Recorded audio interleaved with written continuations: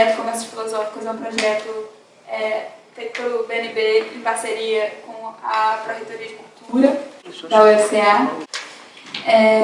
E acontece uma vez por mês, né, ou aqui no BNB ou lá na UFCA. Bom, boa noite. Meu nome é Camila, sou professora de Filosofia da UFCA e queria primeiro agradecer ao Centro Cultural do Nordeste e à Pró-Reitoria de Cultura da UFCA, principalmente ao Ivan e à Cristina, e também ao professor Marcondes, pelo convite, pela possibilidade de estar aqui hoje conversando com vocês. Queria também agradecer muito vocês por terem vindo, investindo aí nessa possibilidade de ter uma conversa interessante. Espero que seja uma conversa interessante. O Ivan me convidou dizendo que, a partir do mês passado, de dezembro de 2015, ele ia fazer algumas edições do Conversas Filosóficas com professores da universidade que tivessem defendido teses de doutorado há pouco tempo, e então convidando esses professores para apresentarem o resultado das suas pesquisas. Bom, o Ivânio começou a série no mês passado, em dezembro, foi muito interessante. Só que o Ivânio tinha defendido há menos de um mês. E eu defendi há 2 anos e alguns meses. Então, para mim foi um desafio retomar a tese, né, para poder apresentá-la para vocês. Eu espero que a gente consiga ter um diálogo a respeito dessa pesquisa. E peço a vocês, dada a dificuldade que eu encontrei de preparar aqui a apresentação, que caso vocês não compreendam alguma coisa do que eu esteja dizendo, caso eu não esteja sendo clara, né, esteja supondo muitas coisas, que vocês me perguntem, interrompam, não tem problema, tá?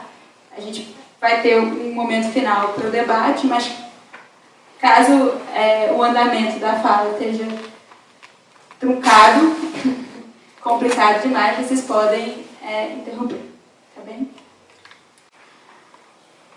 Eu achei muito interessante essa proposta de a gente apresentar os trabalhos de doutorado, porque, de alguma maneira, isso permite que a gente oferte em público e ao público que nos sustenta, né, que nos suporta financeiramente, institucionalmente, aquilo que a gente fez durante a pesquisa.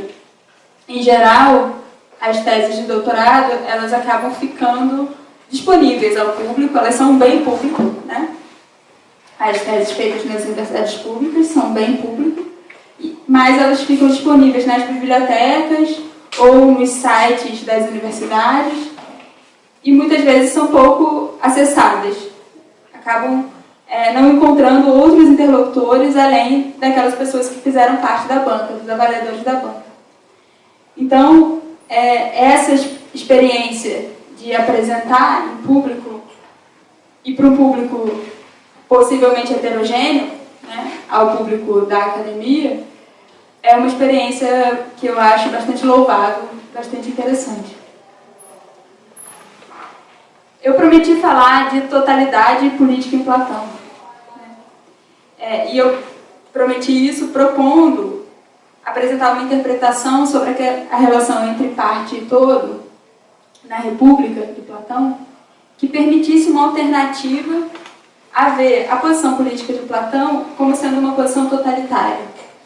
Vários intérpretes, entre eles, por exemplo, Popper, consideram que a posição política de Platão é uma posição totalitária. No caso de Popper, num texto chamado A Sociedade Aberta e Seus Inimigos, ele apresenta alguns autores que ele considera como sendo inimigos da sociedade aberta, entre eles Platão, né, os outros Marx e Hegel, né, Hegel e Marx. E ele diz que Platão seria totalitário por ser um coletivista. Né? São 3 critérios principais que o Popper considera que tornam um pensador político totalitário. Um deles é o historicismo, que é a consideração de que a história teria uma finalidade fechada, já dada, né? O outro é um relativismo, e o terceiro é o coletivismo, né? Que talvez seja talvez o critério mais arcaico do pensamento autoritário na política. E ele considera que Platão é um coletivista. O que é ser um coletivista? É considerar que o coletivo vale mais ou é superior ao indivíduo. E ele também formula de outra maneira, né? Que é considerar que o todo vale mais do que as partes. Então, a República de Platão, que é um diálogo, que não sei se todo mundo já teve a oportunidade de ler, ou de ter ele nas mãos, ou ter informação sobre ele, é um diálogo de Platão. Para o Popper, a República apresentaria uma posição política totalitária, porque Platão consideraria que o todo, ou o coletivo, vale mais do que as partes ou o indivíduo.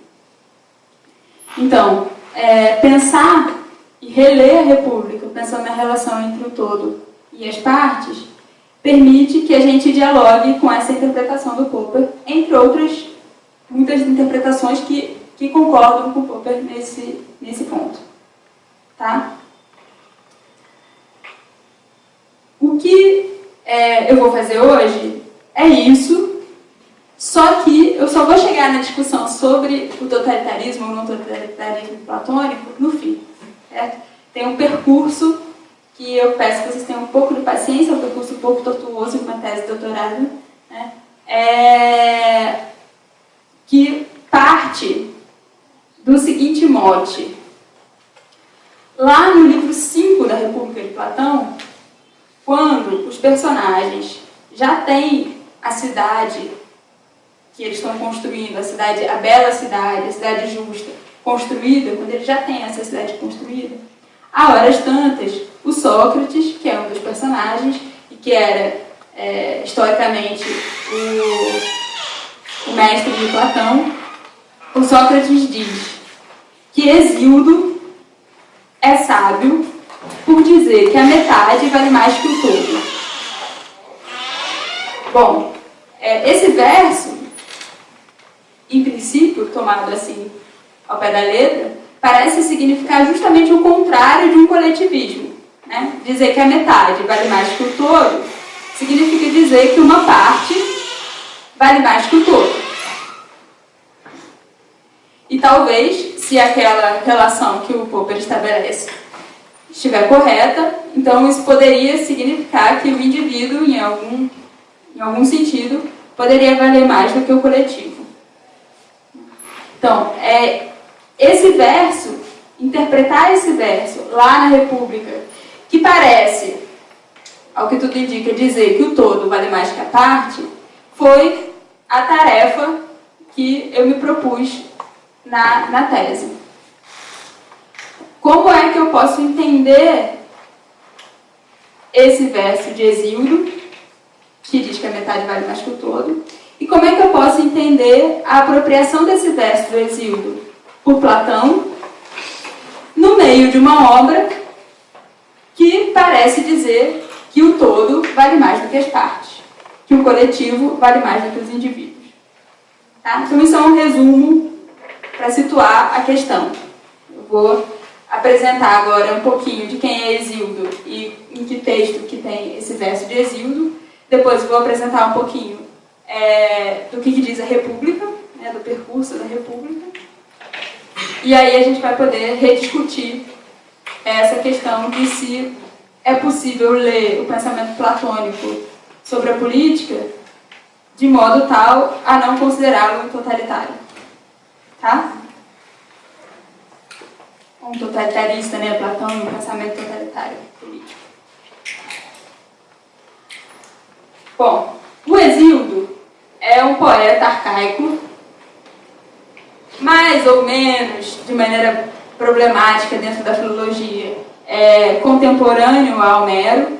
Provavelmente, se Homero existiu, Hesíodo seria mais recente, mas há autores que não consideram assim, então é um ponto que a gente não tem muita certeza.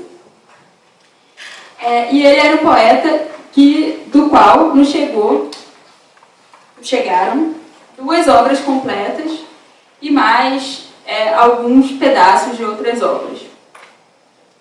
As obras que nos chegaram de Hesíodo são a Teogonia e os Trabalhos dos Dias. A Teogonia é um poema sobre a origem do mundo, sobre a origem do cosmos. Os gregos dão, a partir de um determinado momento na poesia, o nome de cosmos, depois na filosofia, a ordenação da realidade. Então, no poema A Teogonia, que diz origem dos deuses, Teo de deuses, o Hesíodo vai dizer como é que surgem os primeiros deuses, como esses deuses geram os outros deuses e como na relação entre esses deuses se constitui uma realidade ordenada. A realidade ela não surge de imediato como ordenada. Ela surge a partir de alguns deuses, que serão o Caos, a Terra, o Eros e o Tártaro. Esses deuses vão gerar outros deuses, que são o céu, o oceano, a luta, a noite, enfim, um monte de deuses, uma multiplicidade grande de deuses. Quem não está familiarizado com a mitologia grega talvez se surpreenda com isso, E esses deuses estabelecem relações entre si que são muitas vezes de discórdia, de luta. Então, o mundo é bastante... quer dizer, na verdade, o mundo não existe ainda. A realidade é bastante antagônica. E, num determinado momento, nasce um deus específico, que é o Zeus, do qual vocês já devem ter ouvido falar, pelo menos, não sei, na Fúria de Titãs, não sei se aparece o Zeus no final para dar ordem, enfim, não sei, mas em algum texto ou algum filme, vocês já ouviram falar de Zeus. O Zeus nasce e é ele o responsável por colocar ordem no mundo, por acabar com os filicídios, com os assassinatos dos filhos, que eram cometidos por alguns deuses, e com os parricídios, que são os assassinatos dos pais, que eram cometidos por alguns deuses. Então, o Zeus coloca a ordem a partir de algumas guerras, ele luta, não é uma ordem inteiramente pacífica, existe todo um movimento de luta, e ele divide o mundo, ordenando em lotes, ou seja, em partes que vão ser dadas a cada deus, a cada um dos outros deuses, segundo a natureza daqueles deuses. Então, a partir do momento em que Zeus ordena o mundo, cada deus tem um lote, uma parte, que constitui a sua tarefa, aquilo a que ele vai se dedicar, aquilo que é o seu domínio na ação, na interação com os outros deuses e com os mortais. Então, nesse poema, o Hesíodo narra como é que o todo, pensado como ordenação, como mundo, vem a ser. E o todo vem a ser não imediatamente, mas dentro de uma história, dentro de um tempo que envolve ações de múltiplas forças e que, mesmo quando Zeus ordena esse mundo, ainda se mantém uma multiplicidade de forças, só que essas forças estão colocadas na função ou na parte que lhes cabe. Então, o mundo continua sendo múltiplo, o mundo não passa a ser uno. Ele continua tendo múltiplas forças atuando, mas essas forças estão coordenadas de uma tal maneira que isso possibilita uma ordem isso possibilita que se possa falar de mundo.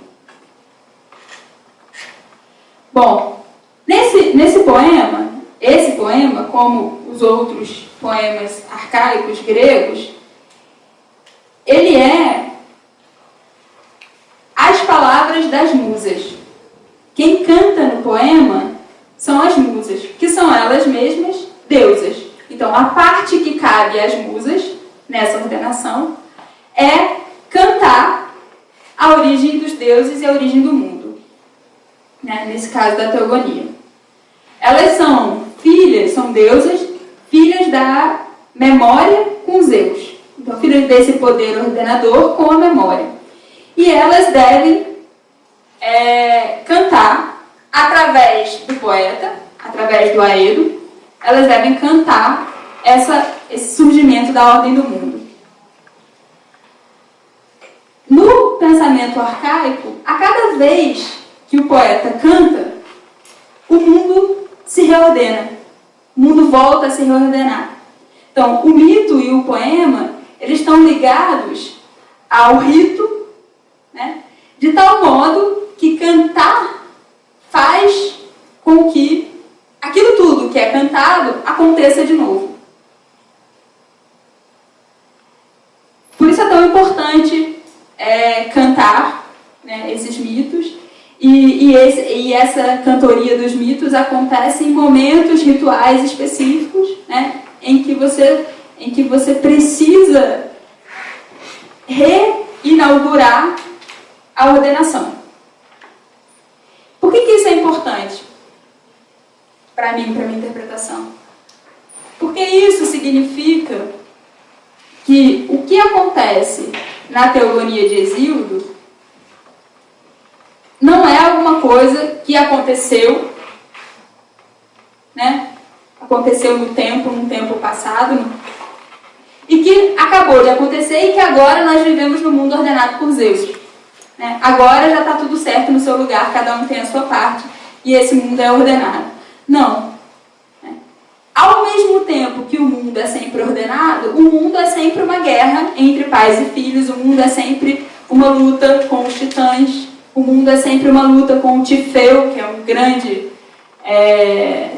deus, um ser terrível, né, de múltiplas cabeças e tal. Então, o mundo é todo o tempo não apenas a ordenação de Zeus, mas toda a sua história.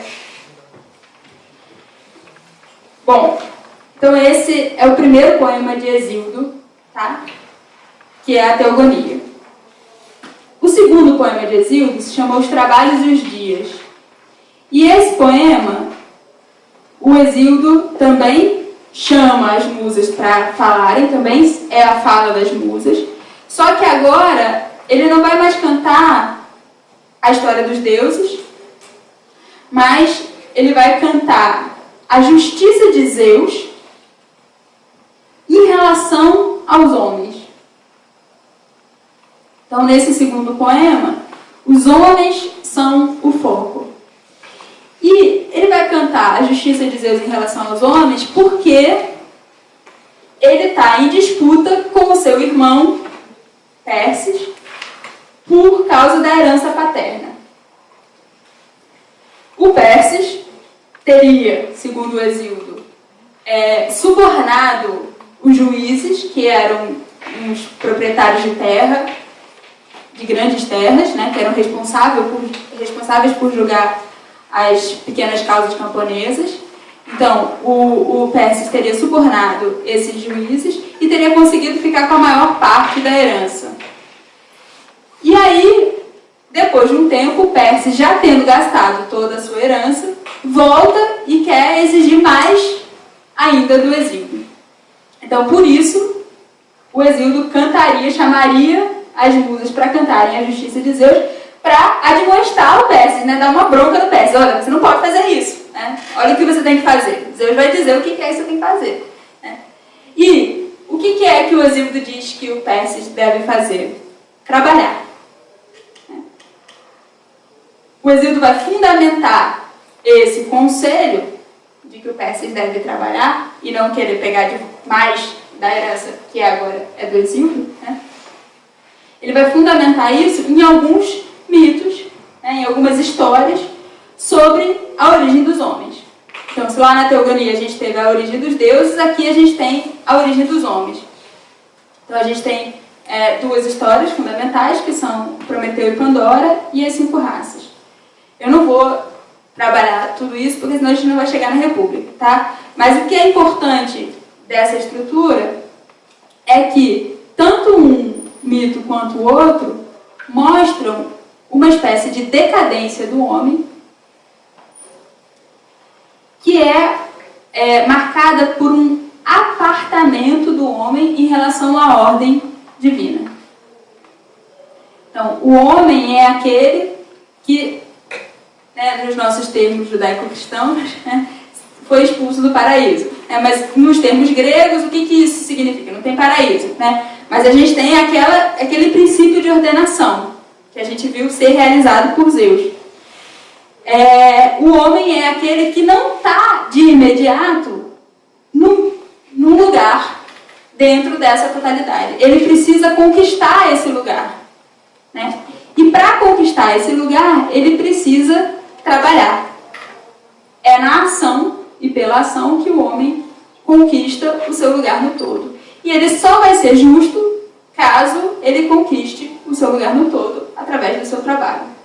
Esse trabalho não é qualquer trabalho, mas é o seu trabalho próprio. Nos trabalhos dos dias, o exemplo do trabalho próprio é a agricultura. Porque Hesíodo é um agricultor, né? Ele é um camponês.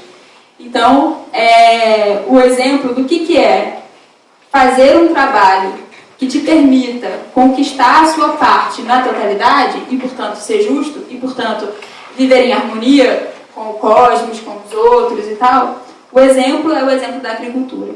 E aí, durante uma boa parte do poema, o Hesíodo vai narrar quais são os sinais que o trabalhador tem para que ele consiga respeitar essa ordenação do cosmos. Bom, então a gente tem esses 2 poemas de Hesíodo. Nesse segundo poema, Os Trabalhos dos Dias, que aparece o verso "A metade vale mais que o todo". Tá? Eu vou rapidamente ler um pedacinho aqui só para a gente... Tá. Então, o poema Os Trabalhos dos Dias é endereçado a Perses, irmão do poeta, com quem, segundo o próprio texto informa, Hesíodo esteve em litígio pela posse da herança paterna. O poema diante dessa situação, uma reprovação à ambição desmedida e à busca dos bens sem limite, que só pode trazer malefícios. A essa atitude, Hesíodo contrapõe a ação justa, de acordo com Zeus. O cuidado de cada um com o seu trabalho, com a sua terra, com o que lhe é próprio.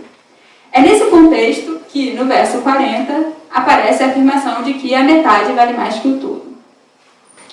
Então, a interpretação clássica desse verso, em Hesíodo, diz que o Hesíodo está simplesmente reproduzindo uma máxima moral, uma máxima ética, aí, né, não vou discutir a diferença entre ética e moral aqui, mas uma máxima de ação, de boa ação, que é própria dos gregos, que é não ser desmedido, né? Nada em excesso, ser comedido. Então, quando ele diz que a metade vale mais que o todo, ele está só dizendo, olha, fique, né, seja comedido, seja temperante, não queira demais, né? Seria só isso que o Hesíodo estaria fazendo.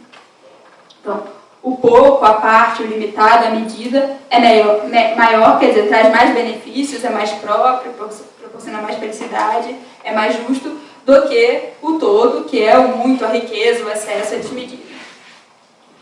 Aí eu pergunto, não é possível e necessário a gente perguntar por que essa máxima é tão cara aos gregos? Será que é demais procurar os pressupostos ontológicos e lógicos sobre os quais se funda essa ética grega? Não foi exatamente esse o movimento da filosofia nascente? Como é que a metade pode valer mais que o todo, ou a parte pode valer mais que o todo, né? Para voltar lá aquele uso que a gente está fazendo lá na República. Se o valor da metade é sempre determinado pelo valor do todo, do qual metade é metade, né? Metade é o todo dividido por 2, né? Enfim, é uma parte do todo. Em outros termos, como é que a virtude, a excelência, a qualidade suprema do homem, o alcance do mais alto grau daquilo que se pode realizar, acontece pela contenção, pela limitação a uma parte de tudo o que alguém pode ser. Por que Hesíodo diria que nós devemos ser, daquilo que podemos, só metade? Então, a leitura dos poemas de Hesíodo, eu fiz como trabalho de mestrado, né, a dissertação de mestrado, para tentar responder a essas perguntas. Como que Hesíodo fundamentaria essa ideia de que a parte, a metade, pode valer em algum sentido mais que o todo, mesmo que se considere que isso é apenas uma máxima ética, né? Mas como que essa máxima ética se fundamenta? E a ideia é que ela se fundamenta justamente nessa articulação que o Hesíodo faz entre a ordenação do mundo e o lugar do homem. O homem, assim como os deuses, para participarem da ordenação do mundo, tem que realizar a parte que lhes cabe. E, no caso do homem, a parte que cabe ao homem, Hesíodo chama de ergo, trabalho, obra, tarefa. Né? A gente pode traduzir isso de várias maneiras. A gente pode traduzir, querendo falar mais ao nosso coração, como criação também. Então, isso seria a leitura do Hesíodo. Bom, e como é que isso aparece em Platão? Existe um texto de um cara chamado Nightingale, que é um intérprete de Platão, e diz que os diálogos de Platão são todos eles intertextuais, né? Eles são híbridos ou intertextuais. Eles são construídos a partir de uma relação com outros textos da tradição grega, anteriores ou contemporâneos a Platão. E aí, essa categoria, né, de texto híbrido é uma categoria do Bakhtin. Então ele segue o que o Bakhtin diz. Para você compreender o que diz um texto intertextual, você tem que compreender o texto de onde saiu aquilo que está em diálogo ali, no texto que você quer interpretar, junto com o texto que você quer interpretar. Então, você precisa ouvir as duas vozes que estão em diálogo ali. Esse é o caminho que eu fiz, então, na minha pesquisa. Ouvir primeiro a voz de Hesíodo e depois tentar ouvir essa voz de Hesíodo dentro do texto de Platão. A tese, então, tem 3 hipóteses, que são hipóteses cumulativas. A primeira hipótese é de que Hesíodo é um interlocutor importante de Platão. Então, perceber nos textos platônicos a voz de Hesíodo. E aí eu fiz isso de maneira geral, em toda a obra de Platão, né, nas 1000 e pouquinhas páginas, que o Trindade poderia ter me ajudado, já que ele sabe de cor, né, eu poderia só ter perguntado para ele cadê o Hesíodo, ele diria todas as partes. Mas não, eu usei o Tesauros, que é quase um Trindade. Existe um programa para vocês, quem faz pesquisa, né, em filosofia antiga e até em outras áreas também da filosofia já existe isso, né? Existem programas de computador que você digita um termo que você está procurando numa determinada obra e aí ele te dá todas as ocorrências daquele termo, né? Então, obviamente, eu fiz isso em relação a Hesíodo, mas o nome de Hesíodo aparece algumas vezes na obra de Platão, mas existem muitas outras referências que não são nominais. Então, eu fui buscando também referências em relação aos temas e tal. Então, uma parte do trabalho de pesquisa, que é um trabalho de pesquisa muito mais filológico do que filosófico, quer dizer, não é filosófico, propriamente é filológico, mas que tem implicações filosóficas. Então, primeiro é mostrar, olha, Hesíodo realmente está presente na obra de Platão. Isso não é uma tese original, né? Várias pessoas trabalham com essa interlocução entre Hesíodo e Platão, embora o Homero seja muito mais vezes visto como interlocutor de Platão do que Hesíodo. Hesíodo é um pouco deixado de lado. E muitas vezes o Hesíodo é visto como um poeta que Platão cita pela boca dos sofistas ou para defender teses sofísticas. Então, um poeta menos filosófico, né, do que Homero. Né?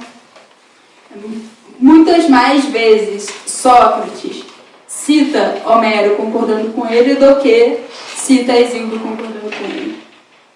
E vocês sabem, bom, se não sabem também não tem problema, mas na obra de Platão um grande problema é o lugar da poesia. A segunda hipótese, mais importante, é mostrar como é que os trabalhos dos dias, especificamente, está presente na República. Então, como Hesíodo é autor dos trabalhos dos dias, é um interlocutor privilegiado dessa obra, a República. E a terceira hipótese é mostrar como é que Platão fundamenta esse verso de Hesíodo, essa posição de Hesíodo, de que a metade vale mais do que o todo na República.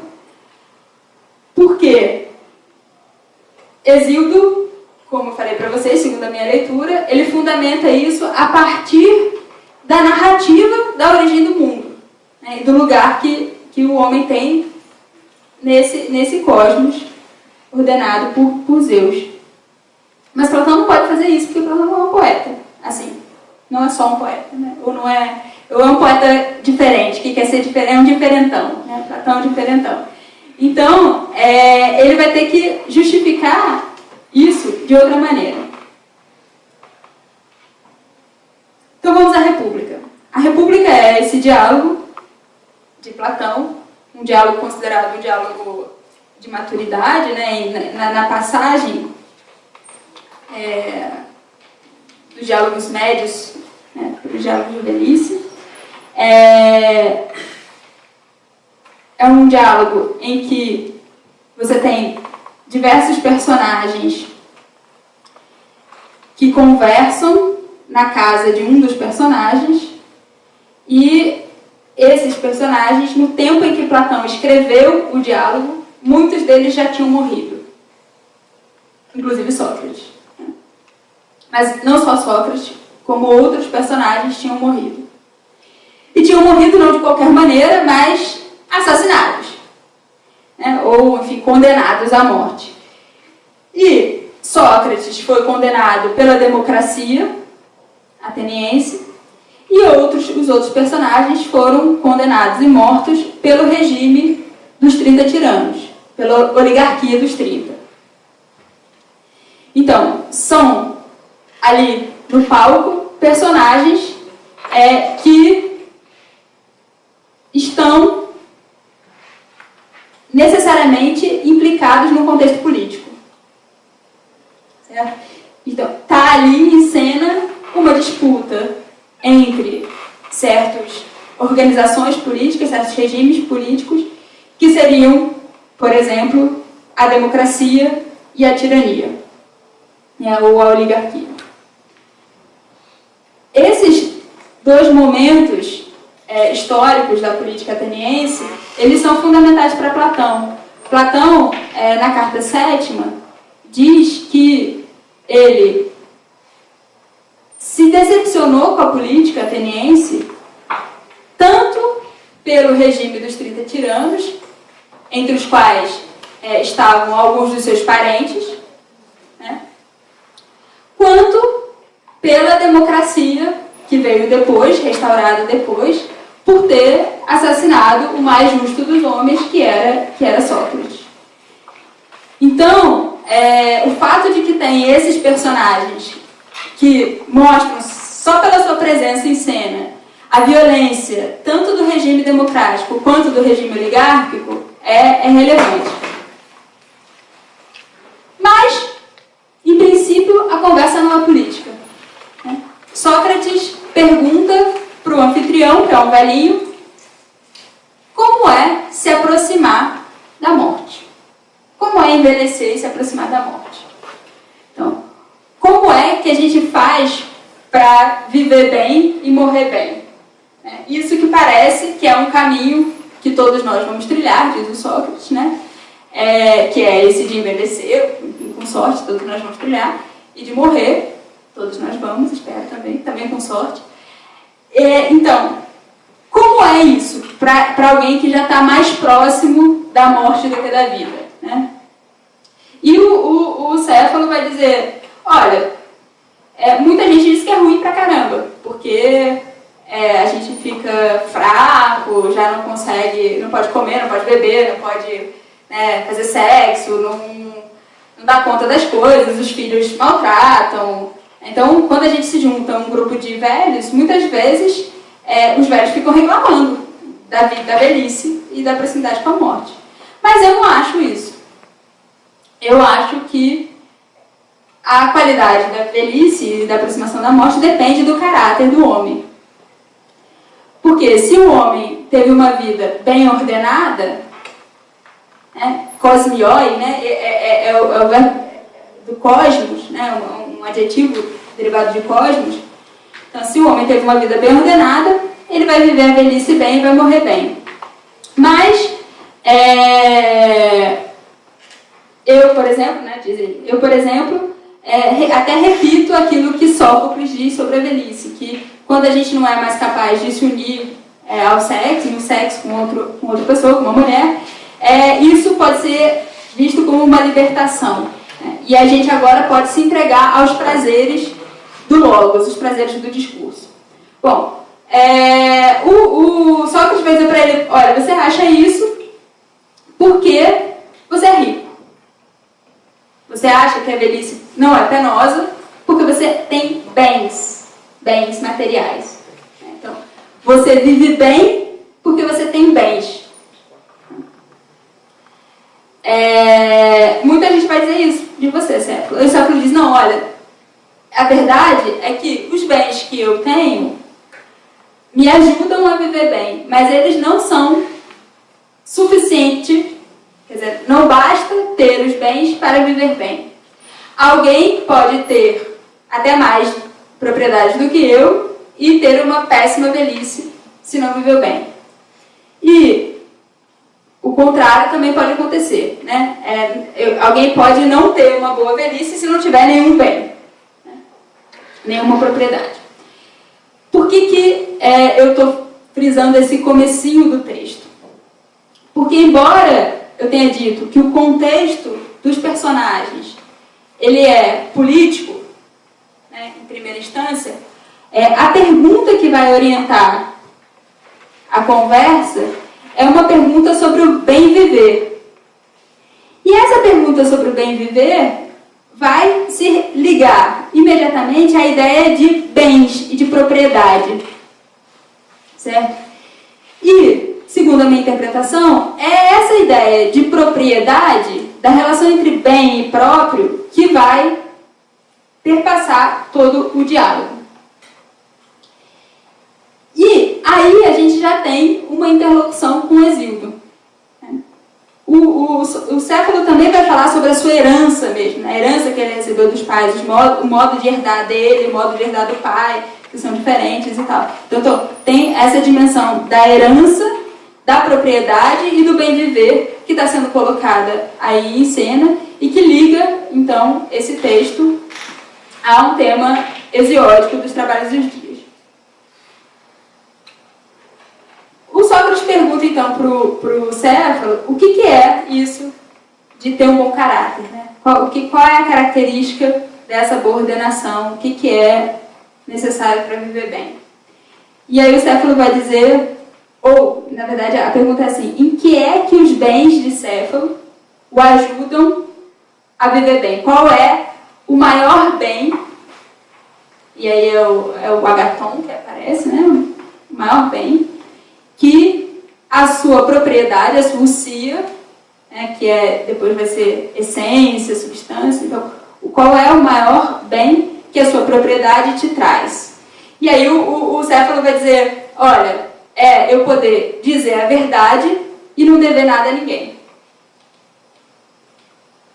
Nessa passagem, o Sócrates vai fazer uma das dele, né? Aquela rasteirinha do Sócrates, que é dizer, então você está dizendo que o justo é dizer a verdade e não dever nada a ninguém. Então, veja que até então ninguém estava falando de justo, certo? Mas o Sócrates entra com esse justo aí. E o justo é também um termo, enfim, da tradição grega, né? É uma questão da tradição grega, mas que aparece de maneira bastante forte como caracterizando a ação do homem comedido que trabalha para conquistar a sua parte no todo, né? É a justiça de Zeus que Hesíodo canta lá nos Trabalhos dos Dias. Então também aparece aí articulado com a questão da herança, a questão da justiça. Qual é o modo justo de herdar aquilo que nos legam, né? Para que a gente possa viver bem e morrer bem. A partir daí, a gente tem uma dinâmica do diálogo semelhante à dinâmica de outros diálogos ditos socráticos, né? Diálogos em que Sócrates é o personagem principal, que é a dinâmica da tentativa de dizer o que é uma das virtudes ou um dos valores, no caso a justiça, e a tentativa pelos personagens, pelos interlocutores de Sócrates de dizer isso, e a refutação socrática a essas tentativas. O Céfalo não fica muito tempo na conversa, ele se retira para fazer as preces à deusa, né? Então ele vai embora. E o filho dele, Polemarco, é que fica como herdeiro do discurso. Então também a herança, e isso textualmente, né? Ela não é só uma herança de bens, de propriedades, mas ela é uma herança também de discurso. Se a gente vai, por exemplo, ao banquete, e a fala de Diotima no banquete, a gente pode ver que a Diotima diz que o amor é o amor do belo, é o desejo do belo. Mas que quando a gente deseja o belo, o que a gente deseja não é ter o belo, porque a gente não tem como ter o belo. Então, o que a gente deseja é participar da beleza. E o modo pelo qual a gente participa da beleza, o modo pelo qual a gente participa da imortalidade da beleza, é gerando outras obras belas, né? Gerando na beleza. Isso pode ser feito na geração do corpo, né? Tendo filhos, procriando e tal, através das nossas ações, das nossas belas ações, ou através de poemas e tal. Então, os belos poemas, as belas obras e os belos corpos que através dos quais a gente se apaixona, né? Eles são estímulos para que nós queiramos gerar também na beleza. Dessa maneira, a relação de Platão, e aí, enfim, estou propondo isso, né, com as obras da tradição, entre elas com a obra de Hesíodo, entre elas com os Trabalhos dos Dias, poderia ser visto como uma tentativa de também gerar na beleza, né? E aí é nesse diálogo com as obras da tradição que eu procuro participar da tradição, gerando outras obras. Se for assim, os diálogos de Platão e também a República são obras que buscam a participação na beleza através do modo de herdar a tradição, a poesia, nesse caso, que envolve uma apropriação dessa poesia. São dadas algumas definições de justiça e vou dizer, o Polemarco diz que a justiça é fazer bem aos amigos e mal aos inimigos, né? O filho do Céfalo diz isso. Ele diz que isso é o que diz Simone, diz um poeta, né? Então entra a poesia de cara mesmo, como uma interlocutora, não de Exílio, mas de Simone. E o Sócrates refuta isso. Nesse processo de refutação do Sócrates, Trasímaco, que é um sofista, ou um retórico, e aí tem uma grande disputa sobre isso, mas enfim, vamos considerar um sofista, ele entra concordando com o outro, mas não estão discutindo de verdade. Né? Que a verdade, né, os fatos são que a justiça é aquilo que o governante quer, né? Aquilo que o governante considera que é um bem para ele mesmo. Né? Isso é a justiça, a vontade do mais forte. Né? E o mais forte é o governante. Então, o que o Trasímaco faz? Ele traz aquilo que estava implícito desde o começo do diálogo, que é a dimensão política, para dentro da cena. Olha, a justiça é uma questão política, certo? A justiça não é uma questão pessoal, não é uma questão existencial, né? Não é uma questão entre amigos.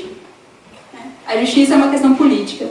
E na política é assim que acontece. Tem alguém que governa, que pode ser um, pode ser poucos, podem ser muitos, né? Pode ser a maioria. E esses que governam determinam, a partir do seu próprio interesse, o que é o justo. E os outros que são governados obedecem a isso que quem governa determina. Portanto, está definida a justiça, né?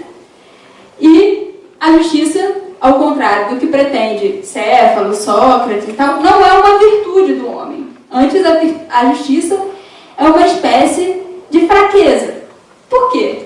Porque quem precisa obedecer ao que é considerado justo é justamente aquele que não tem força para governar. Porque quem governa não precisa obedecer, porque determina o que é o justo. Desse modo, a justiça não é um bem próprio para aquele que é justo.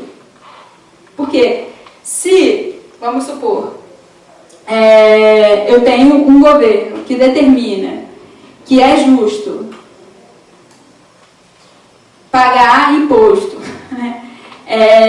E esse imposto, enfim, sei lá, pagar a dívida de banco, né? Vamos supor uma situação assim hipotética, né? Eu, para ser justo, tenho que cumprir isso que está estabelecido, certo?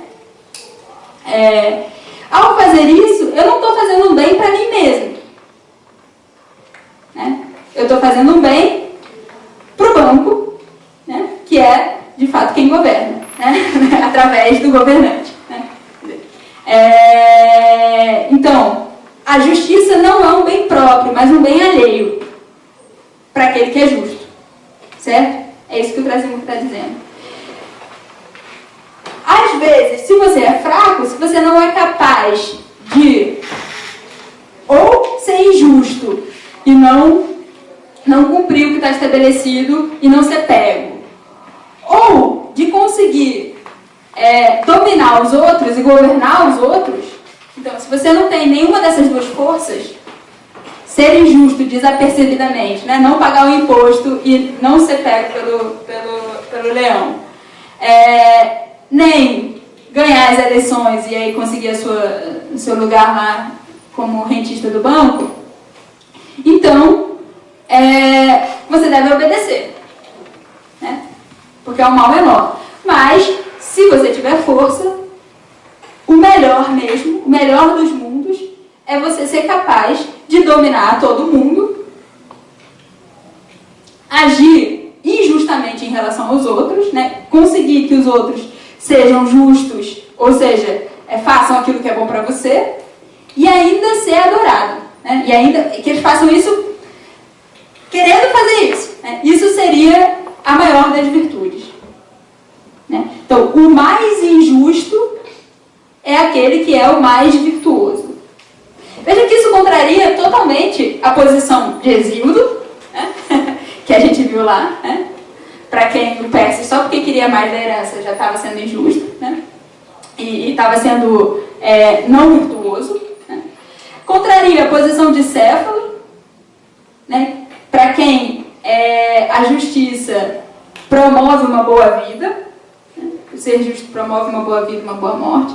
Contraria a posição de Sócrates, que define a justiça como a virtude do homem, né? Mas, para todos nós, a posição de Trasímaco, em geral, parece ser a que mais diz a realidade. Não é?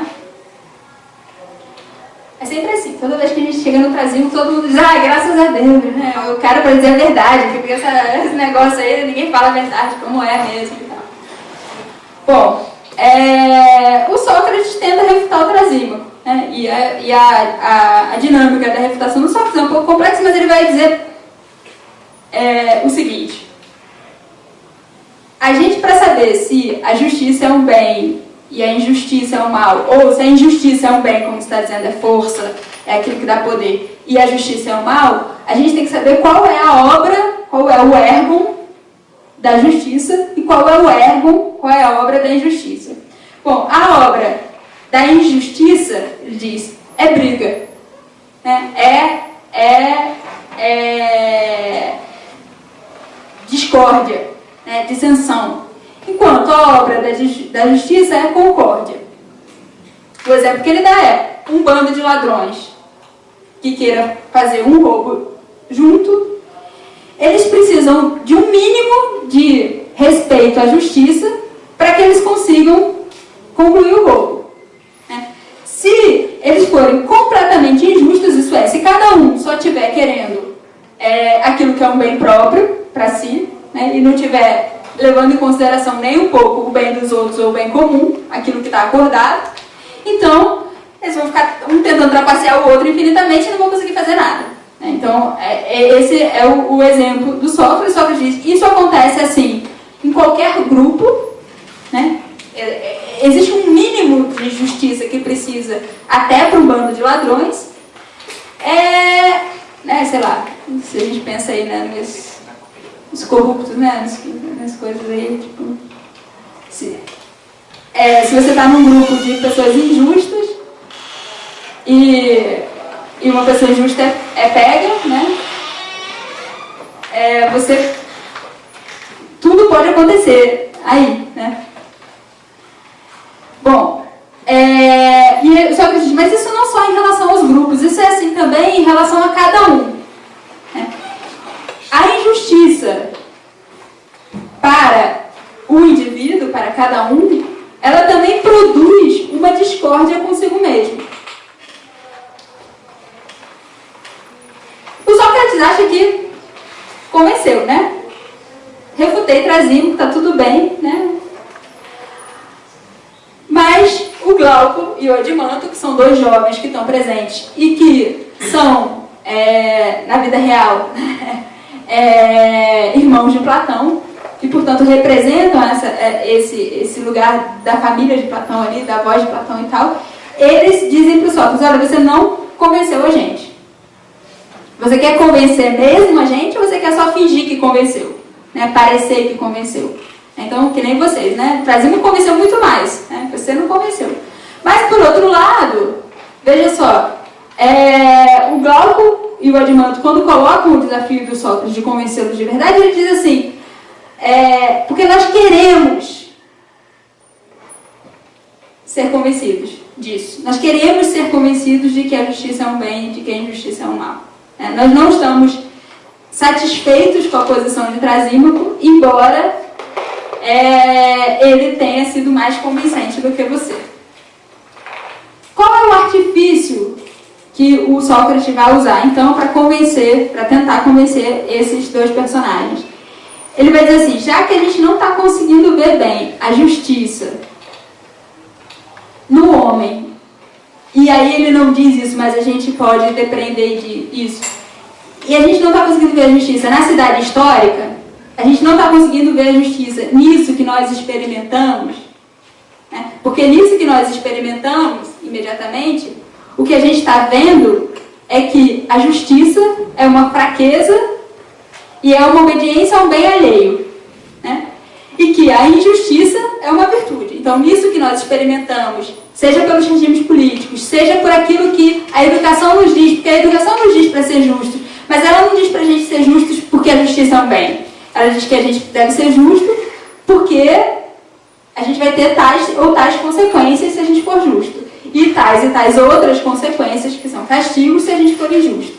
Então, a nossa experiência histórica nos dá, se a gente for verdadeiro que nem o Trasímaco, né, nos dá a ver que a injustiça é um bem e que a justiça é um mal. Né? Ou ao menos que a justiça é um mal menor ou um bem pelas consequências que advém de um costume. Então, já que é assim, a gente precisa criar uma cidade. A gente vai precisar não simplesmente olhar para a cidade que nós temos, para a educação que nós temos, mas a gente vai precisar olhar para o que é a origem de uma cidade. Né? Uma cidade nos seus princípios. E a gente vai ter que criar essa cidade que vai ser uma imagem, e a imagem mesmo, ampliada da alma, para que talvez a gente consiga ver nessa cidade criada o que é a justiça e o que é a injustiça. Bom, por que também isso é importante para a interpretação que eu estou apresentando para vocês? Porque isso significa que tudo que vem depois disso, né, a partir do livro 2 até o livro 9, não necessariamente a verdade sobre a política, número 1, ou não é necessariamente uma proposta política de Platão, certo? Veja, eu não estou dizendo que não dá para ler como uma proposta política de Platão, que não dá para ler como pretendendo ser a verdade sobre a política. Né? Eu estou dizendo que existe uma outra possibilidade de leitura, que é essa leitura de que a cidade construída na República é um artifício, é uma obra criada para que a gente possa ver nela aquilo que a gente não conseguiu ver na cidade com a qual nós convivemos o tempo todo. Certo? Se for assim, esse estratagema, né, de criação, ele é um estratagema filosófico. Né? A criação de uma imagem é um estratagema filosófico. Por quê? Porque a ideia é ver o princípio. Mas eu só consigo ver o princípio na medida que eu crio o princípio.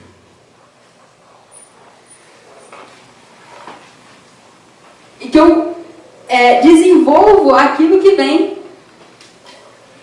junto àquele princípio. E que eu crio uma imagem do que é que se gera a partir daquele princípio. Bom, essa cidade, então, talvez vocês já saibam, mas a gente pode rapidamente dizer, ela vai ser uma cidade, vou pular milhares de coisas que seriam bastante importantes, mas eu já estou falando pra caramba, né? Então, ela é uma cidade que tem uma estrutura tripartida. Ela tem 3 partes fundamentais, essa cidade. As 3 partes são 3 grupos de pessoas que têm tarefas próprias. Então, um grupo de pessoas que tem a tarefa de sustentar a cidade, e, portanto, têm a tarefa de serem agricultores e artesãos, de criarem aquilo que é a parte, sei lá, material da cidade. Tem um outro grupo de pessoas que é responsável pela guarda da cidade, por proteger essa cidade interna e externamente, em relação aos seus próprios cidadãos, em relação a outros cidadãos de outras cidades. E a gente tem um terceiro grupo que é responsável pelo governo dessa cidade. Né? Essas três partes, elas não surgem imediatamente na construção da cidade. Né? No primeiro momento, Sócrates e os interlocutores criam uma cidade em que não tem nem governo nem guardião, né? Em que todos são simplesmente demiurgos, são artesãos e agricultores. No entanto, nessa cidade, que ele chama de verdadeira cidade e cidade saudável, o Glaucon sente falta daquilo que é o costume na cidade histórica. Então, veja, eles criam uma cidade, né, que parece uma comunidade hippie, né? Na cidade, todo mundo vive descalço, ou só veste sapato no inverno, e cantam, e bebem vinho, e ficam lá, e fazem seu trabalho conforme as estações, e tá tudo bem, é tudo lindo, né? E tal. Mas o Glaucon, eles olha para essa imagem e diz, não, aí eu não reconheço os homens, nós. Aí eu não reconheço a gente. Por quê? Porque falta aí um monte de coisa que para nós é o costume. Né? Faltam outras coisas. Que coisas seriam essas? O que o Glaucon disse? Comer carne, comer sobremesa e deitar na cama. Né? Porque eles dormem no feno e tal. O Glaucon não acha legal isso. Então ele quer essas outras coisas. E aí o que o Sócrates diz é, bom, com essas outras coisas que não surgem exatamente por uma necessidade interna da nossa criação, né? Quer dizer, na necessidade interna da nossa criação, isso aqui é o suficiente. Mas você não está reconhecendo aí nessa criação uma cidade de homens, porque a imagem de homem que você tem é a imagem de homem que precisa de cama, de sobremesa e tal coisa. Então essa interferência dessa outra imagem de homem, que é a imagem de homem de Glaucon, modifica a dinâmica da cidade, certo? E o Sócrates não recusa isso. Ele diz, tá bom, então vamos lá. Quer sobremesa? Põe sobremesa, cama, e perfumes, e sei lá o quê, enfim, todas as coisas, né? E pintura, e as artes todas e tal. E muita comida, muita bebida, tudo mais, muita variedade, tudo. Né? E o que vai dar se tiver tudo? As pessoas vão precisar de médicos e de juízes. Porque, na medida em que as pessoas tiverem tudo, tem um excesso. E esse excesso gera doença e gera disputa. Então, a gente vai precisar de juízes e médicos. Mas também a gente vai precisar crescer a cidade. Porque não é suficiente o que a gente tem. Então, a gente precisa de outras coisas. E se a gente precisa de outras coisas, a gente precisa de mais espaço. Né? E se a gente precisa de mais espaço, a gente vai ter que pegar espaço dos outros. Né? Da cidade vizinha. E a gente vai precisar fazer guerra. Então, a gente precisa do guerreiro. E aí é aí que entra o guardião, certo? É nessa dinâmica. E o guardião, ele vai ajudar, o guardião, aquela classe das pessoas que vão guardar a cidade, e o governante, eles vão ajudar essa cidade que está inchada de humores, né, que tem um excesso, a readquirir alguma espécie de harmonia, para elas poder ser uma cidade justa, para a gente poder ver a justiça nela. Bom, então a gente chega a essa cidade tripartida, e nessa cidade, que Sócrates diz que é uma bela cidade, a gente vai poder ver o que é a justiça. Sócrates diz, se a cidade é bela, ela tem as características, né, de uma cidade bela, que são ser temperante, ser corajosa, ser sábia e ser justa.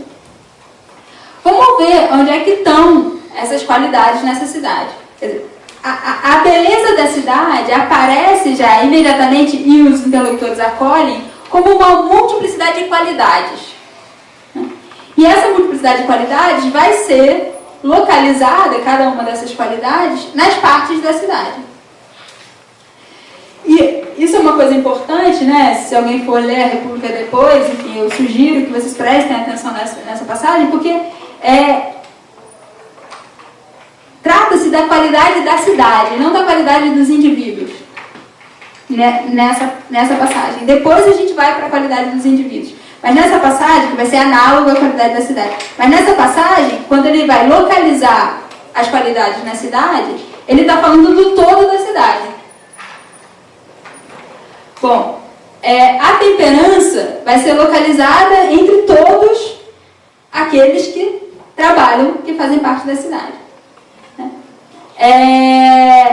A coragem da cidade vai ser localizada entre aqueles que guardam a cidade. Então a cidade é corajosa por causa daqueles que guardam a cidade.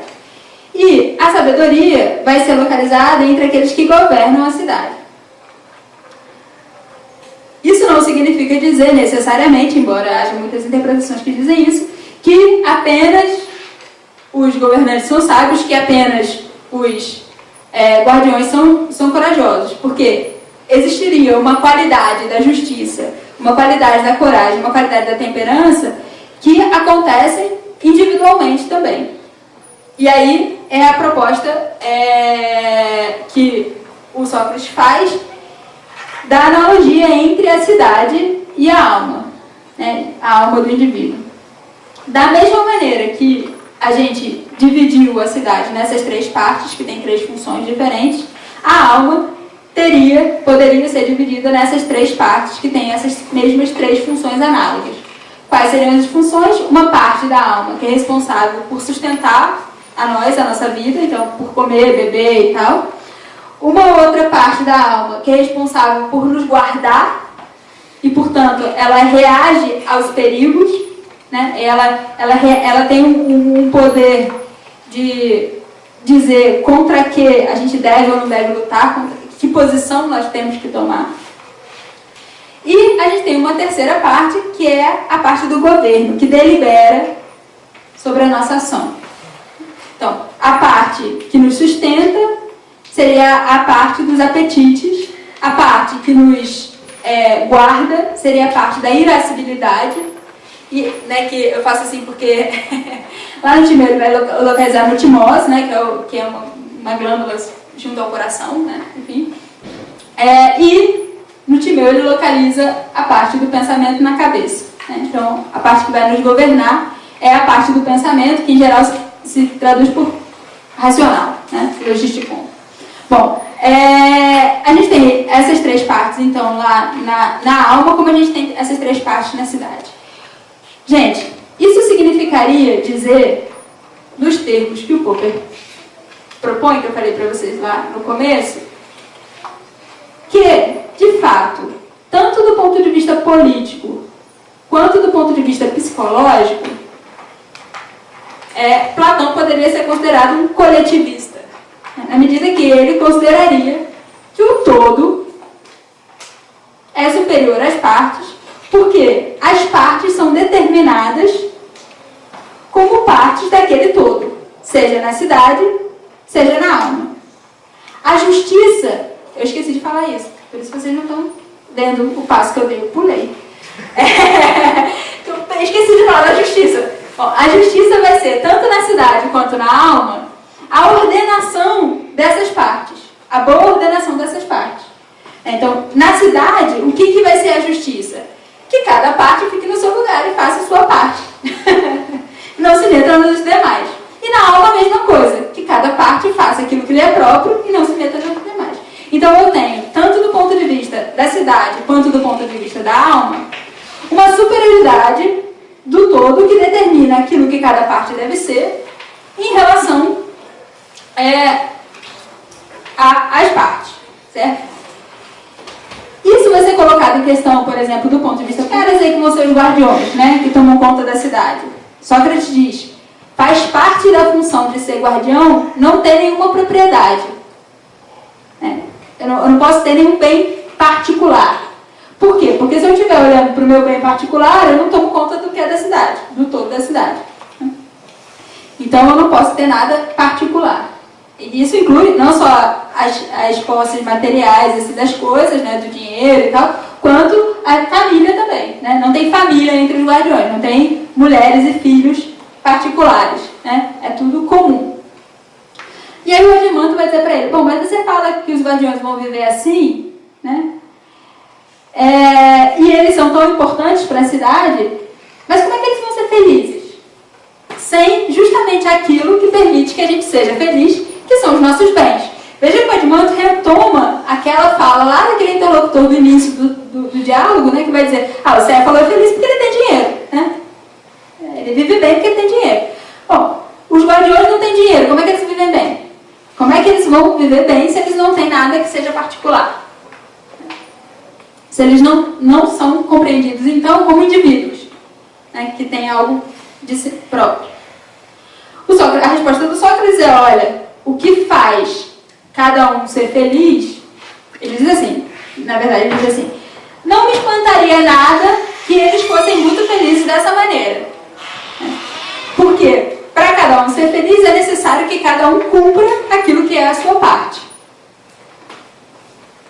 Então, existe uma relação proposta aí pelo Sócrates, entre a felicidade individual, a realização individual daquilo que lhe é próprio e a sua parte no todo. Né? Mas, diz o Sócrates, ainda que eles não fossem felizes, e aí é a nossa passagem, né, totalitária, né? Ainda que eles não fossem felizes, a gente não está fundando a cidade tendo em vista a felicidade individual, mais a felicidade da parte, mais a felicidade do todo. Então, o que a gente está olhando para a felicidade e para a criação do todo e não da parte.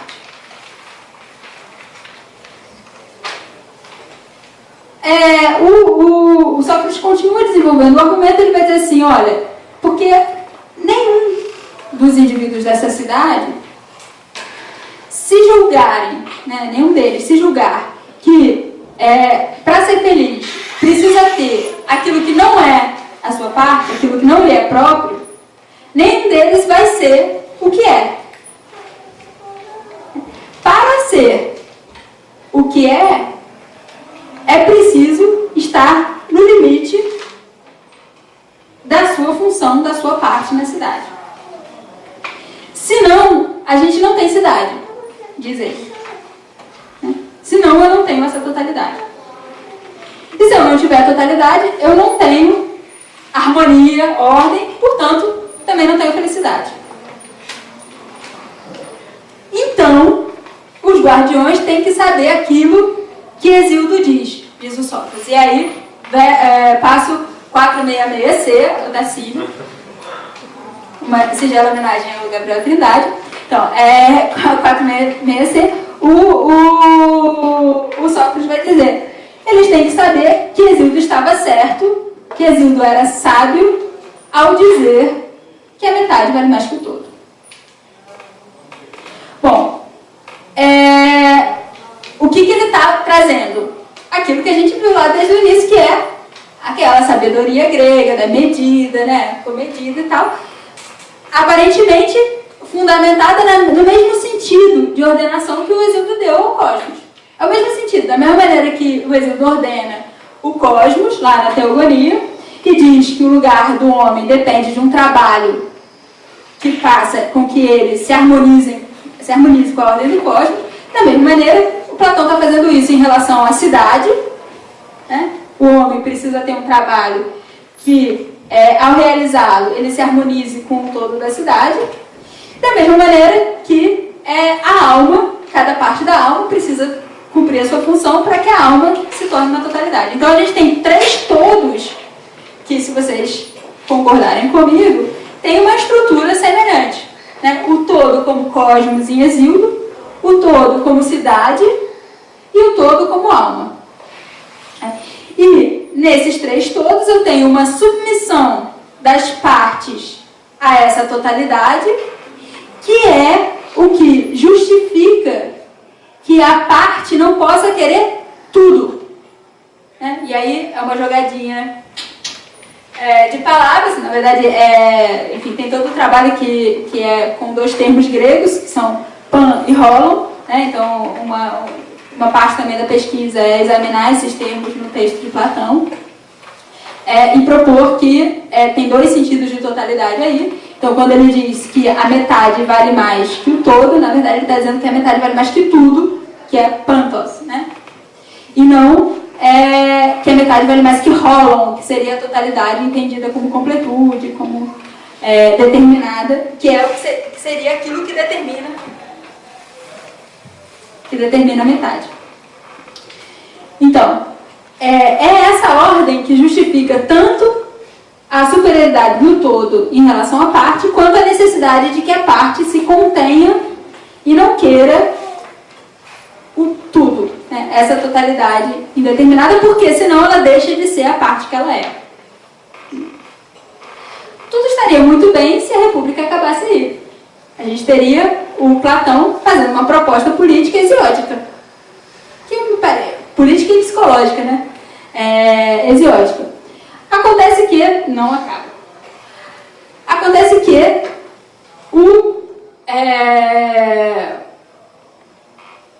agora estou na dúvida se foi de Mato Glauco, acho que é o Glauco.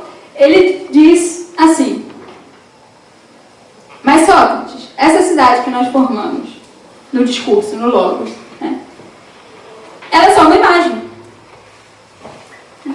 Não tem como realizar essa cidade. Você não provou que ela é realizável. Aí o Sócrates diz: bom, a gente não tinha proposto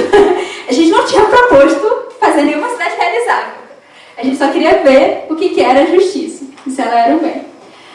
Mas, vamos examinar.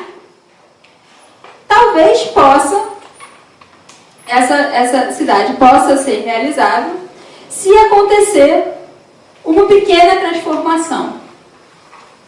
Que transformação é essa? Ou bem, o governante da cidade histórica, ou os governantes das cidades históricas, né, o governo da cidade histórica, se torne filosófico, ou bem, um filósofo se torne governante, né, ou uns filósofos, enfim. A filosofia se torne o governo.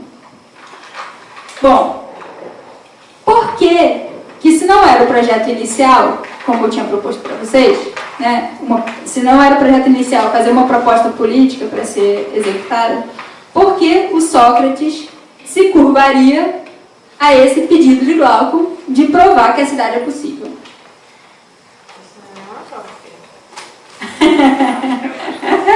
Ok. Enfim, argumentar que talvez, quem sabe, a cidade fosse possível.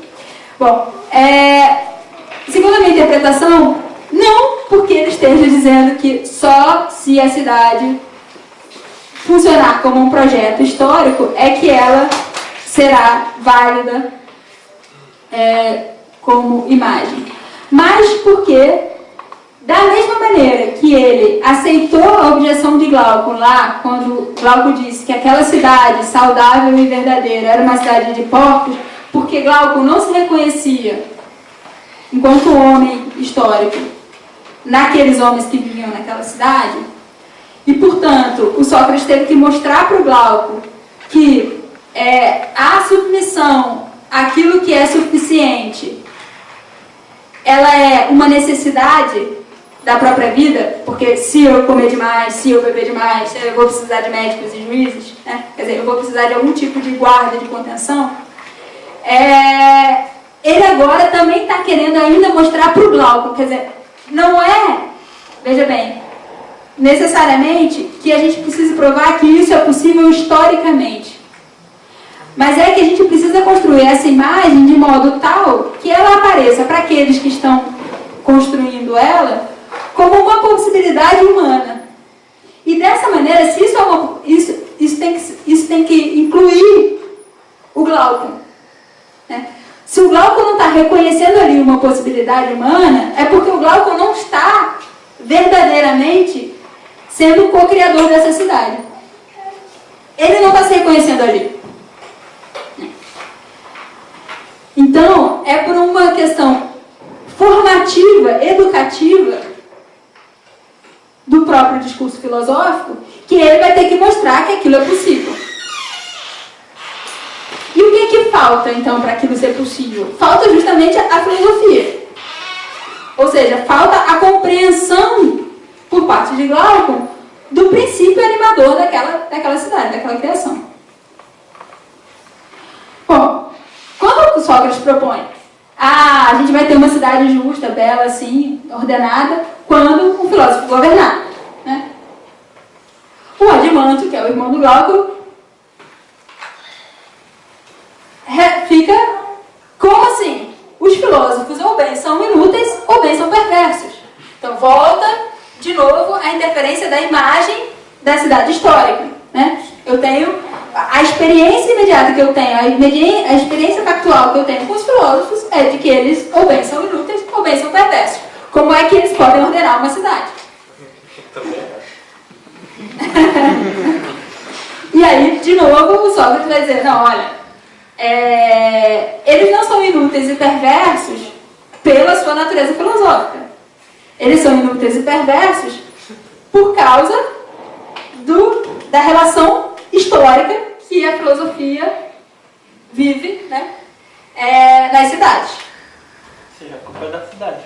A culpa é da cidade. Ou seja, a culpa é do modo como nós olhamos para a ordenação política.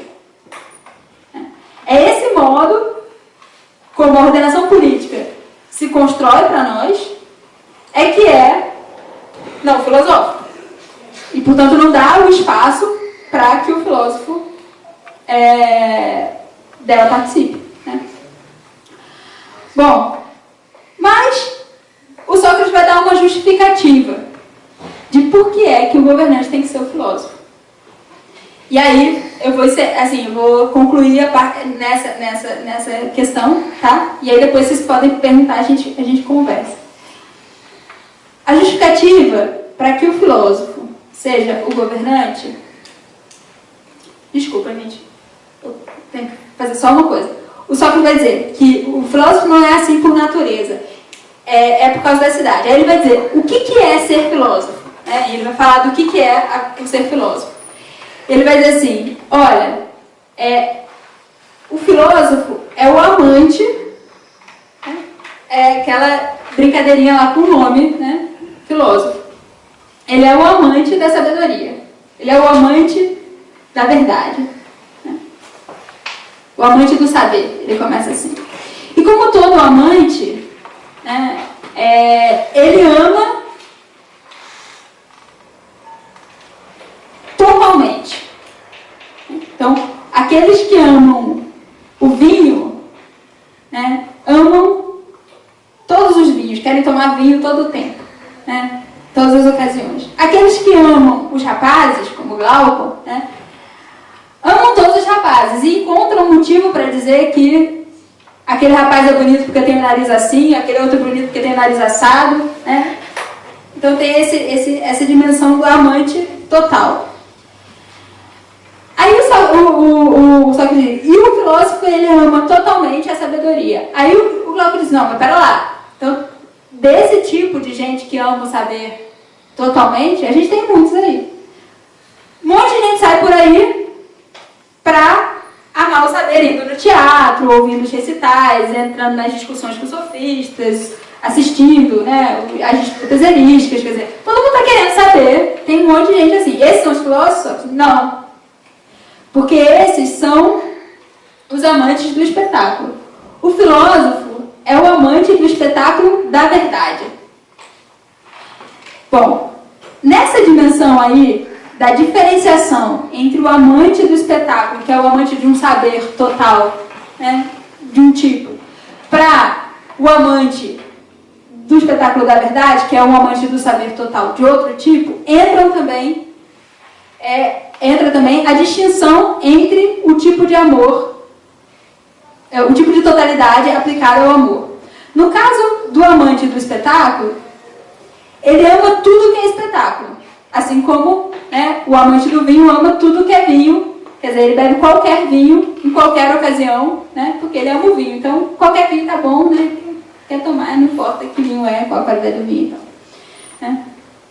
E o amante do espetáculo é assim também. No caso do filósofo, ele ama totalmente, e aí o todo aparece como caracterizando o verbo amar mesmo. Ele ama totalmente justamente aquilo que eu disse para vocês que o Zeus fez, que é dar para cada qual aquilo que já é próprio de cada qual. Então é deliberar tendo em vista que cada coisa possa ser aquilo que ela é. E eu só posso deliberar tendo em vista que cada coisa possa ser aquilo que ela é se eu conheço o princípio de realização de cada coisa. Então, como é que se chama isso que é o princípio de realização de cada coisa para Platão? Bem, por que se chama bem? Porque ele achou bonitinho, queria ser do bem. Não é por isso. É porque ele considera que aquilo que é o princípio de realização de cada coisa é também aquilo que move cada coisa. E aí, por uma análise do desejo, ele vai dizer: tudo que eu faço, tudo que cada um faz tendo em vista alguma coisa que lhe parece ser um bem.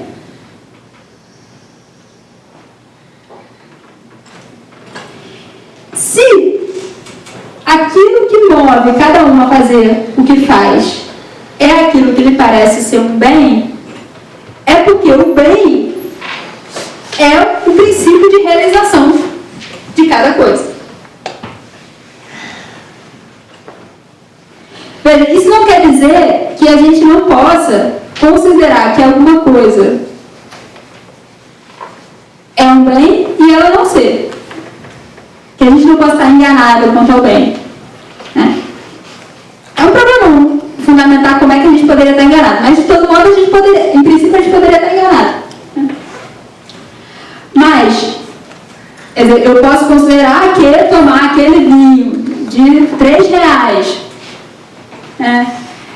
às 3 da manhã, quando eu tenho que acordar às 6 para viajar, que aquilo é um bem para mim, eu posso considerar. E talvez isso não seja um bem, né? A minha parte irascível não me deu aquela bronca para dizer, olha, isso não é bom para te sustentar. Mas, se eu escolho, se eu vou em direção àquilo, é porque eu considerei que ali, aquele vinho de R$3 vai me fazer ter coragem de chegar naquela pessoa, vai me fazer relaxar para esquecer de sei lá o que, vai me fazer... Tem algum bem que eu quero ali, né, naquilo. Então, quem é o filósofo? Né, aí nesse esquema, nessa imagem.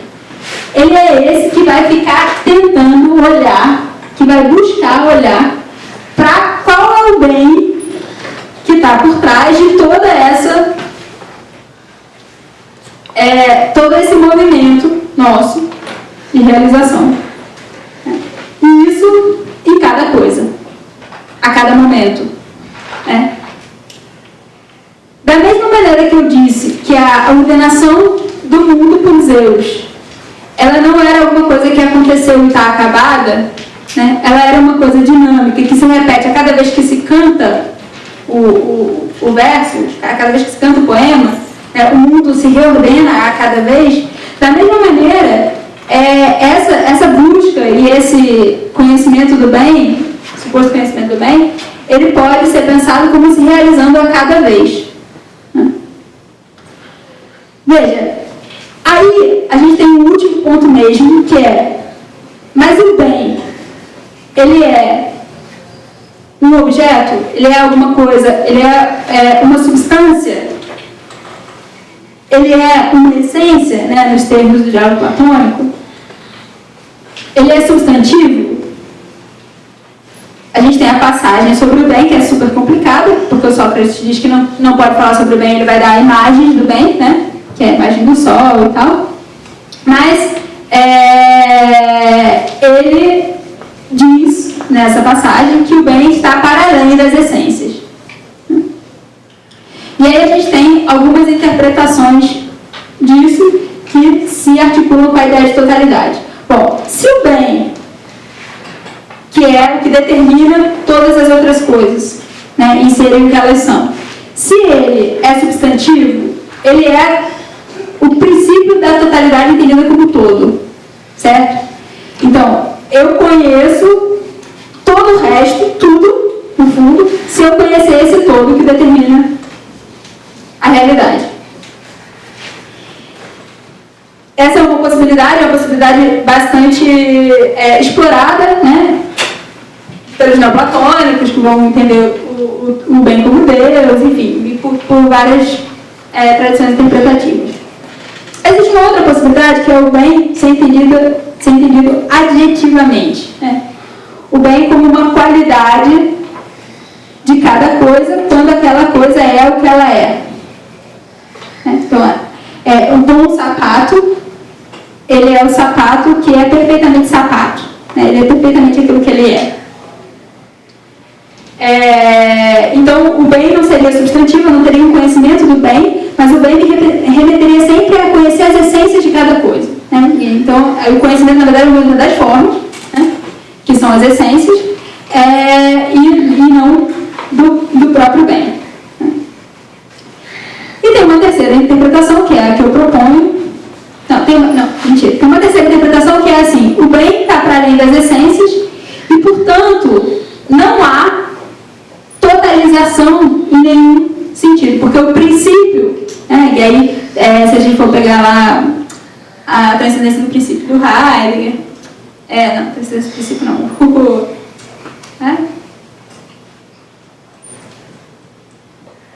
esqueci, gente, o texto. Fundamento. Sobre a origem do fundamento. Enfim, vai ter uma discussão sobre isso, mas eu poderia supor, portanto, que o bem, ele é tão inteiramente transcendente que ele, sendo indeterminado, não tendo uma essência determinada, ele faria com que todo o resto da realidade também fosse indeterminado, né? Não pudesse ser plenamente determinado. Né? E a quarta possibilidade, que é a que eu defendo, é que o bem pode ser pensado como adverbial. Isso é, o bem, e aí, nesse sentido, tanto a teogonia quanto a república são exemplos de configuração, de atuação desse bem. Né? O bem é aquilo que acompanha essa ação de criação a cada vez de uma totalidade ordenada. Então, nesse sentido, se for assim, o pensamento sobre o político platônico, sobre o todo, não, embora considere a superioridade do todo sobre as partes, na medida que o todo determina as partes, na medida que na polis eu tenho uma comunidade que é o princípio pelo qual se pode agir politicamente, né? O bem comum. Então, apesar disso, eu não tenho um pensamento político totalitário, porque eu não tenho uma determinação de uma vez por outra, uma vez por todas, de qual é a comunidade, qual é o bem comum que se estabelece. Isso é uma criação discursiva e de ação. É isso, gente.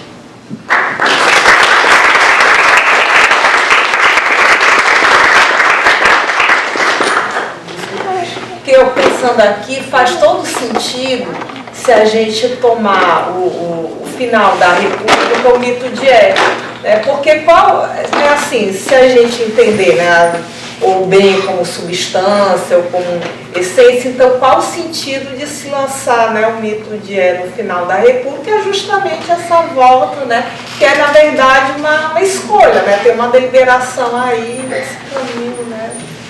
É muito legal, porque ainda bem que você falou isso. Porque assim, eu falei, né, o diálogo começa com uma conversa sobre o que é bem viver, que está no ambiente político, mas que é uma conversa sobre o que é bem viver e bem morrer, né, bem envelhecer e bem morrer.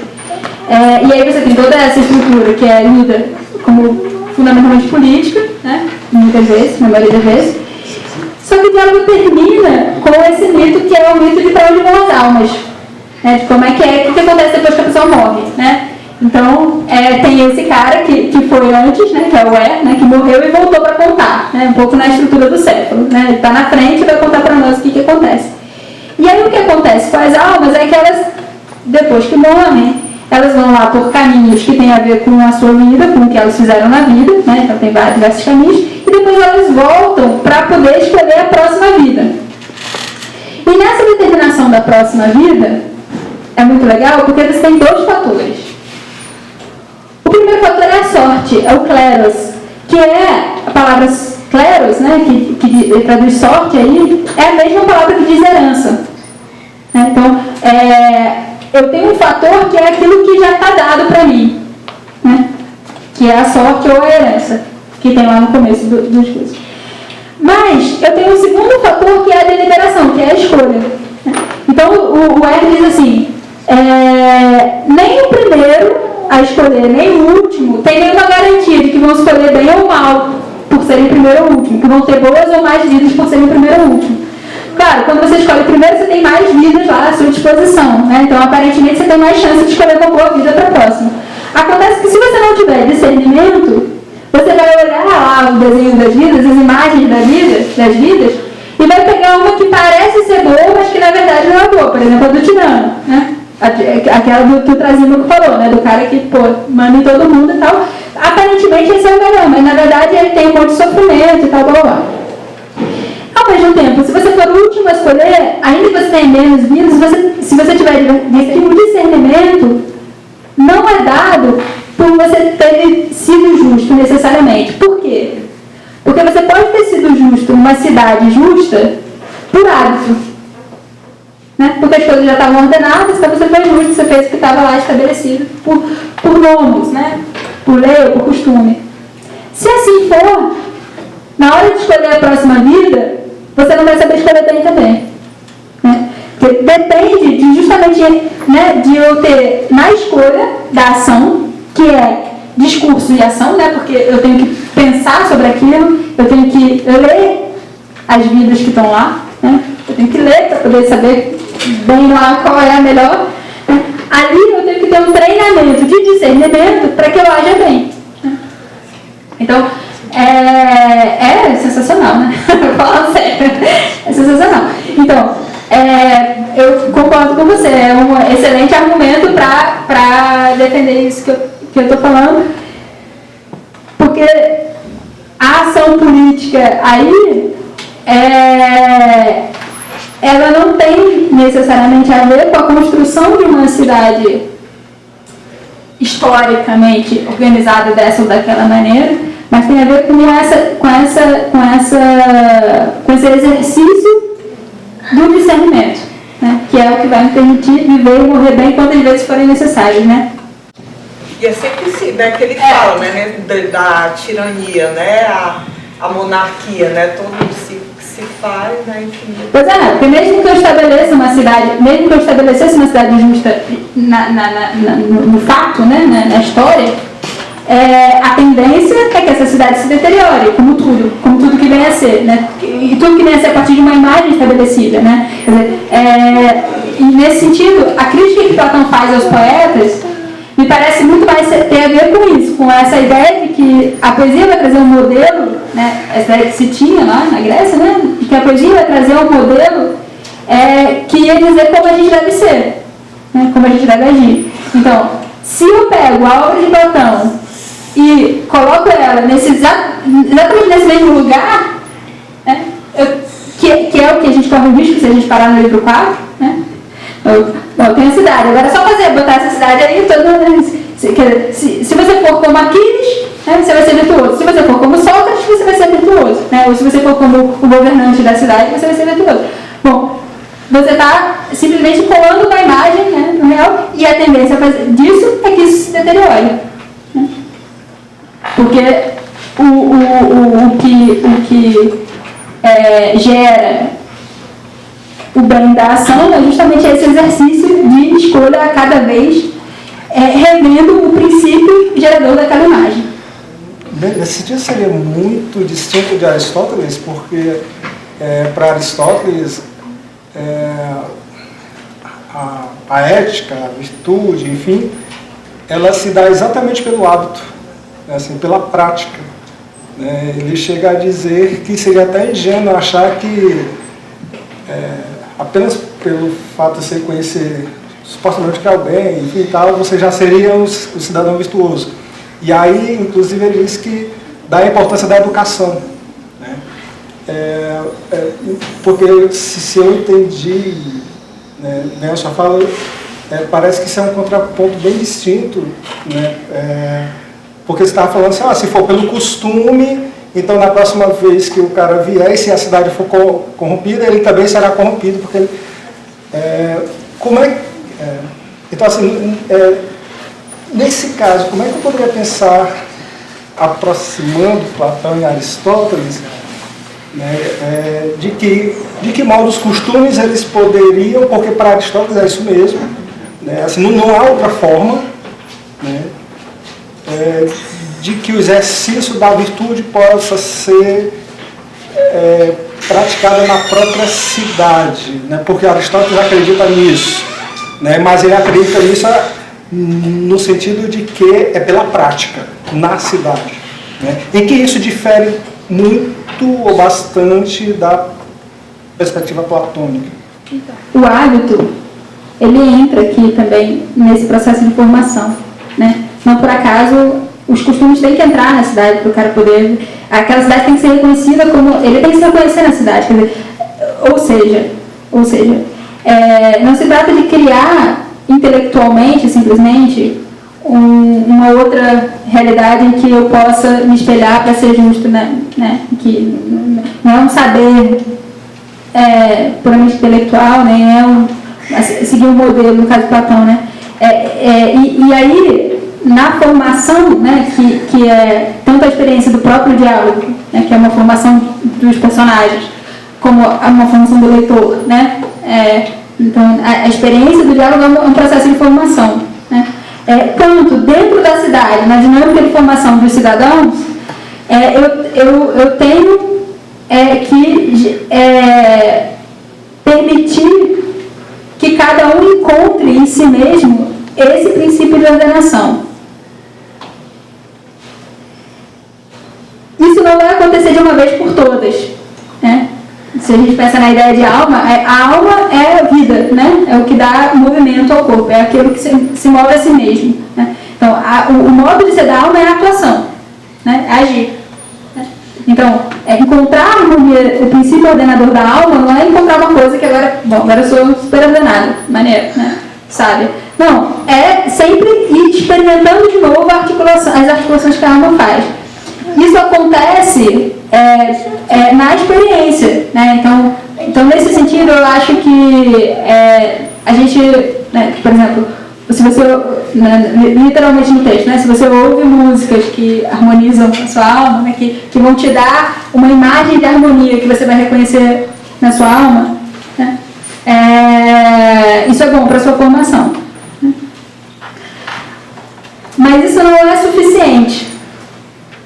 Que aí eu acho que esse ponto é importante. Eu não sei se é suficiente para Aristóteles, não, só o hábito não, né? Tem uma passagenzinha que acontece ali. Mas, enfim, para Platão certamente não é suficiente. Eu só não concordo, eu acho que é diferente, mas eu não concordo com a leitura intelectualista que o Aristóteles faz de Platão, né? Não acho que seja uma ética idealista. Não, assim, eu acho que o que Platão chama a atenção é para o fato de que sempre a gente está lidando com imagens, com modos de conceber as coisas que nos fazem interpretar esse mundo como sendo assim, né? Ou assado. Sempre a gente está já em determinados modos de perceber o mundo. E a gente tem que olhar para o princípio desses modos. Né? Não porque a gente vai se libertar totalmente disso, mas a gente sempre vai estar nisso. Né? Mas o trabalho filosófico é olhar para o princípio disso. Então isso, se a gente pensa na imagem da caverna, é assim, né? O cara tem que olhar para de onde vem a sombra. No fundo ele vai voltar para a sombra, não tem saída, entendeu? Só que, né, em última instância, não tem saída. Só que agora, quando ele olha a sombra, ele sabe que a sombra não é tudo. Esse é o ponto. Ele vai olhar o princípio pelo qual... Então, nesse sentido, assim, eu acho que não dá para concordar com o que o Aristóteles diz da ética platônica. E como você disse, parece que o hábito não é suficiente para Platão, né? Porque tem isso o mais fundamental é o discernimento. Então isso é uma proposta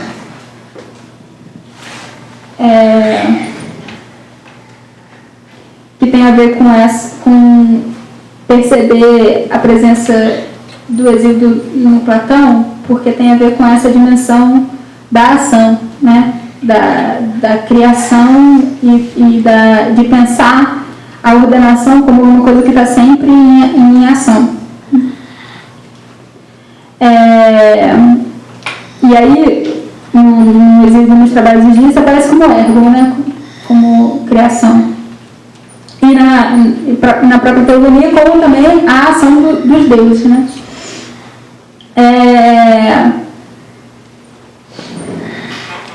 Me parece que se tem alguma coisa que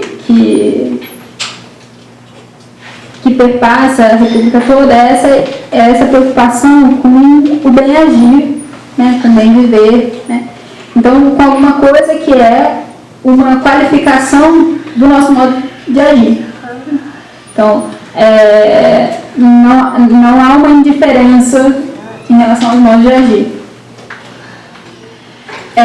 Só que o que fundamenta essa distinção, esse discernimento, é alguma coisa que não é em si mesmo substantiva. Né? Então, tem um poder de qualificação, mas não é uma qualificação que é dada pelo objeto que se vai construir, ou enfim, ou que se conhece, que vai servir de modelo, qualquer coisa assim, mas por o que determina a própria ação. E aí eu acho que essa ideia que Platão desenvolve em diversos diálogos e que na República é muito clara, assim, que o bem é aquilo a que as ações, em direção a que as ações vão, né, é o que faz com que o bem seja o qualificador das ações. Aí você me pergunta, bom, mas então todas as ações são boas, são bem feitas, porque todas visam ao bem. E aí eu acho que o jogo aí do Platão tem uma hora que, né, ele vai falar por que precisa do conhecimento do bem, ele fala porque o filósofo é aquele que sabe a diferença entre a necessidade e o bem.